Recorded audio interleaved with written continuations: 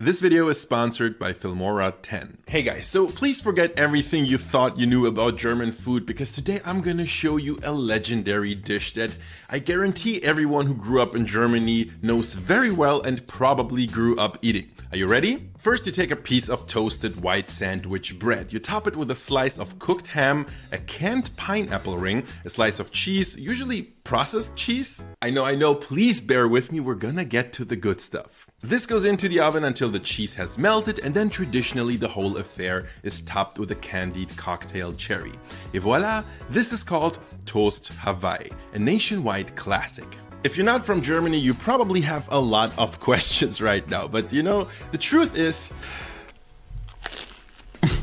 look, I don't know if it's childhood memories or what, but this stuff, it actually tastes kind of good. However, you, as a person of culture, you have certainly noticed the low quality ingredients, haven't you? Well, that's about to change. Look, here's the deal. I understand Toast Hawaii is pretty trashy as it is. However, there's something oddly fascinating about this unique sweet and savory flavor combo it's got going on. It's like it has everything that makes putting pineapple on pizza good, but without the actual controversy of putting pineapple on pizza. It's genius. And so today I want to try something bold. What if we made Toast Hawaii from actually good stuff? I'm talking DIY bread, DIY ham, fresh pineapple, even some homemade processed cheese perhaps. The big question is, can we take Toast Hawaii from trashy to tasty? So we're about to make Toast Hawaii from fancy or at least homemade ingredients, and while I do have high hopes, I gotta say, this is kind of going against the original spirit of this dish because it was designed to be made with exactly these types of ingredients. Toast Hawaii became a thing in 1950s Germany, a time that we sometimes call the economic miracle because it's where Germany kind of put itself back on its feet after many years of disastrous war. And among the many innovations people were introduced to in that time, one stands out in particular: the home television, which would really change people's lives for decades. And this is where I say, enter Clemens Wilmenrod. Clemens Wilmenrod was basically Germany's first star TV chef, and he was incredibly good at coming up with creative and fun recipes that people could make with the simple things they could buy at German supermarkets in the 1950s and later 1960s. And you don't need to be a food historian to know that back in the day, highly processed and high convenience food was all the rage. And one of Clemens Wilmenrod's legendary recipes was Toast Hawaii, which managed to take people on this culinary journey around the world in a really delicious but also cheap and easy way. Pre-sliced white bread was quite new back in the day and stood for the United States of America, which were culturally very popular at the time. And the canned pineapple, also somewhat of a novelty in the 1950s, invoked exotic feelings of tropical countries most people would never be able to travel to. And then topping everything with both ham and cheese, that was a symbol of post-war prosperity and, you know, people's yearning for just living the good life. What's curious is that even though Clemens Wilmenrod is usually credited with inventing this dish, it's not that easy. You might have heard of Spam, the iconic American processed luncheon meat, right? Well, Hormel, the company behind Spam, published a recipe book in the late 1930s, and one of the recipes in there is pretty much exactly what Toast Hawaii is, only with Spam instead of ham. Anyway, since this dish was practically foolproof, it only took like 10 minutes to make, and it was loved by adults and especially kids alike, no wonder that it really caught on. It even spawned some variations like Schnitzel Hawaii or Pizza Hawaii, which is what we call pineapple pizza to this day in Germany. You gotta understand, between the 1960s and the 1980s, this dish was literally everywhere. Like birthday parties, weeknight dinners, pubs and bars, everywhere. And while it's still extremely well known, I mean, everyone has had Toast Hawaii here at some point in their lives, I think it's safe to say that its popularity peaked a long time ago. I mean, we live in the 21st century now, and cooking with processed foods is just not as popular as it used to be, fortunately. But that doesn't mean we should generally discredit the idea for this dish. Instead, let's see what happens if we try to improve every single element of this dish, and then we're gonna sample our fancy version of Toast Hawaii to see if it can live up to the traditionally trashy goodness of the original. Let's start out by making a basic sandwich loaf, which I really recommend you try at home because it really is super simple. We begin, of course, with flour, and I recommend getting strong bread flour if you can. To that, I'm gonna add yeast and sugar as a little snack for the yeast and ourselves later on,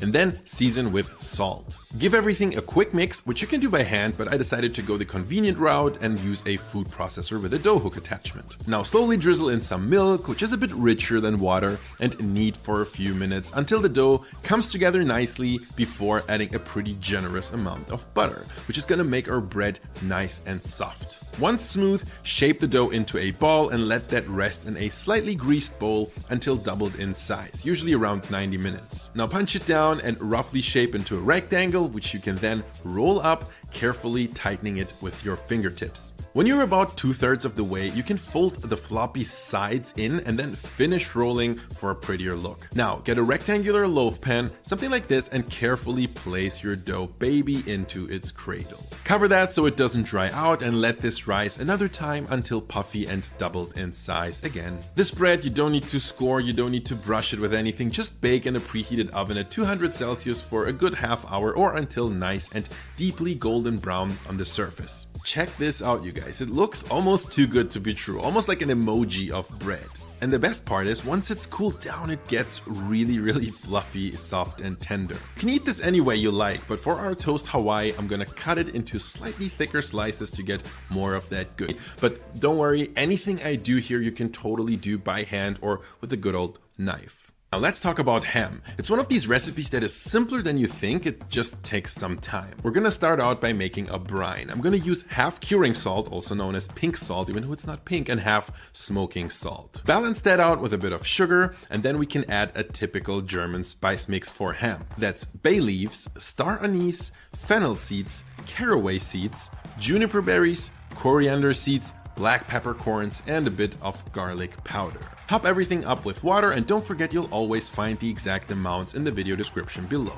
Give everything a good mix, simmer for about 30 minutes to infuse the flavors, and then that is your brine. Now get a big boneless chunk of pork, like a loin, and you're gonna need this scary looking tool, which is actually just a meat injector. You'll fill that with your brine and, well, inject that into the meat. This way you can season the pork from the inside, which is quite important for a big chunk like this. Then I'll add everything to a Ziploc bag together with the brine, and we're gonna let this cure in the fridge for around 3 days. You can then discard the brine, but leave the meat in the Ziploc bag because we're gonna cook this sous vide for 4 hours at 70 degrees Celsius. After this, we're almost done. The unsealed pork will have to go into the fridge overnight to rest, but then all we gotta do is give it a very good rinse under cold water to remove the gelatinized juice, and we are at last able to slice the meat.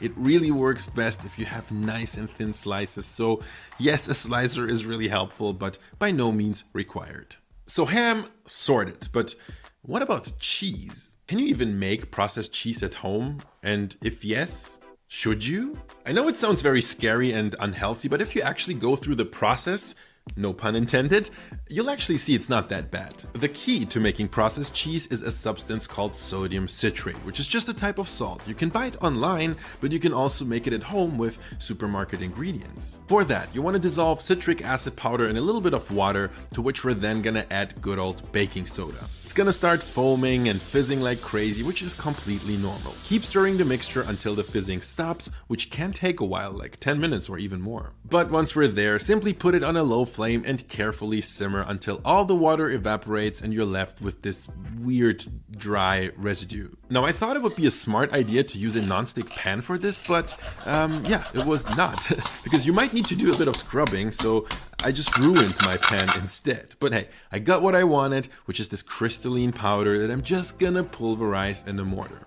Ready. Magic salt for cheese making. So what exactly is the point of making sodium citrate, you might ask, and that would be a very fair question. Adding the proper amount of sodium citrate to melted cheese does 3 important things. First of all, it's gonna keep the cheese from separating. That's good. Secondly, it's going to help you to mix the cheese with other things like liquid or other cheese. And then thirdly, it's going to give you that silky smooth texture that, you know, processed cheese is known for. First, you're gonna grab any types of cheese you like. It can even be leftovers. I'm gonna use a funky mountain cheese, then some Gouda, also Emmental, and cheddar, which we're gonna shred so they melt more easily. Next, warm some milk in a pan, melt a knob of butter in there, and stir in your sodium citrate. Then get your shredded cheese in there and keep stirring until it has fully melted into a smooth paste. This is actually mildly satisfying. Now pour the cheese into a mold, and you really want to make sure it's lined with parchment paper if you ever want to get that cheese out of there in one piece. Let this cool in the fridge overnight and you got yourself a big hunk of processed cheese. It's quite difficult to slice though. Even if you freeze it and then use the slicer, yeah, not that much more success. And here's the thing, guys, I want to be honest. It definitely tasted alright, but not great. I mean, it definitely did have that classic processed cheese taste, but maybe that's exactly the reason I wasn't so impressed by it. But look, that sodium citrate thing, it's still a very useful technique, just maybe not for making processed cheese at home, which is kind of pointless maybe. Instead, just use the same technique but add a lot more liquid, which is gonna give you a very, very smooth and very stable cheese sauce. And I think that is what this technique is really much better suited for. And as for my fancy toast Hawaii, I do want it to taste good, so I'm just gonna go for a few slices of real cheese instead. I'm pretty sure that's the right call. The last thing I want to mention is the pineapple. You might notice it doesn't look super fresh, but that is actually intentional. The supermarket pineapples over here in Germany tend to be very unripe. I like to make sure they smell of pineapple and aren't too hard to the touch, which usually ends up being the more rugged looking ones. But that's okay, what matters most is what's on the inside, am I right? So cut off the top and bottom and then just carefully remove the sides. Take your time doing this and you can always correct as needed. Then cut into slices and use a little shot glass or something to cut out the core. There you go, wonderful pineapple with a hole in the middle. And now with all our ingredients ready to go, let's assemble that sandwich. Start with a thick toasted slice of our sandwich bread, topped with homemade ham, a fresh slice of pineapple, and a slice of each cheddar and Swiss Emmental cheese. Now into the oven it goes for a few minutes until the cheese has melted. I decided to add a little bit of char with a torch, but that's completely optional. And you know what? I did try frozen cherries, but I'm just gonna keep the candied cherry on top because I actually like it. I was gonna add a real cherry originally, but those are aggressively out of season. So, you know, candied cherries it is. And of course, there's always the option of just using a spoonful of cherry jam, or don't tell anybody, but cranberry jam is even better for this. But then you can also just not add anything because trust me, it's good as it is. And now for the moment of truth. Is my almost completely homemade Hawaii toast actually worth the effort? Days of effort? I hope you're ready. Cheers. Oh. Wow. Yeah. This is good.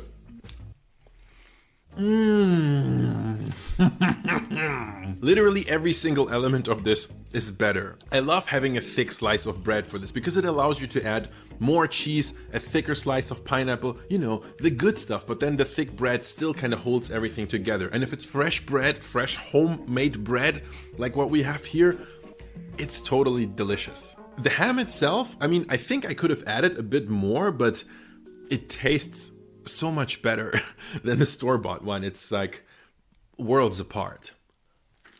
The fresh pineapple, the fresh ripe pineapple, I would say it's comparably sweet to the canned one, but this is a very different type of sweetness. Like this is natural sweetness, while the canned one, I'm pretty sure there's plenty of sugar in that one. Using real cheese, that's the big game changer here. Like if you want to make toast Hawaii, it's fine. Just get the store-bought stuff, but don't get processed cheese. Just use real cheese and it's already like 1,000 times better. And finally, of course, the cherry. You guys might be wondering, by the way, I added both the frozen cherries and the candied cherry, but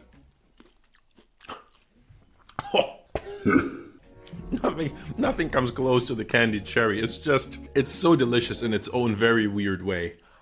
Okay. Okay. So there you go. I wanted to make this episode for a long time. It's a little bit funny because people ask me to do more German food on the channel from time to time, and usually people have the wrong idea of German food. They always think of like Bavarian, crazy, giant pieces of pork that I don't think people eat that much here. But you know, this toast Hawaii, that's something people actually grow up eating here. And so with that being said, I hope you guys learned something today, and I'm gonna see you in the next video.